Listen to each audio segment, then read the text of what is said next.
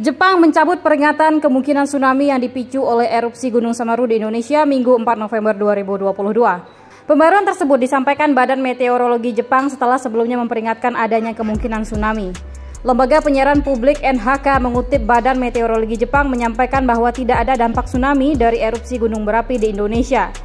Sebelumnya, Badan Meteorologi Jepang mengatakan bahwa pihaknya sedang memantau kemungkinan tsunami setelah Gunung Semeru erupsi, sebagaimana dilansir Reuters.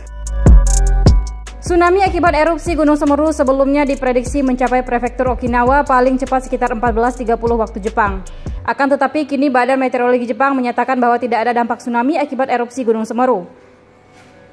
Diberitakan Kompas.com sebelumnya, Gunung Semeru di Kabupaten Lumajang, Jawa Timur kembali mengalami erupsi pada Minggu. Erupsi kali ini juga bertepatan dengan 1 tahun sejak terjadi bencana erupsi Semeru pada 4 Desember 2021. Awan panas guguran APG meluncur dari puncak kawah Jonggring Saloko sejauh 7 km ke arah tenggara dan selatan.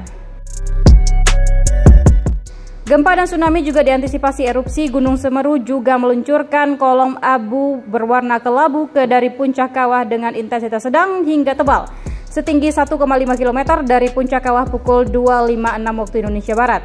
Secara kegempaan, seismograf mencatat terjadi 8 kali gempa letusan dengan amplitudo 18-22 mm dengan durasi 65-120 detik.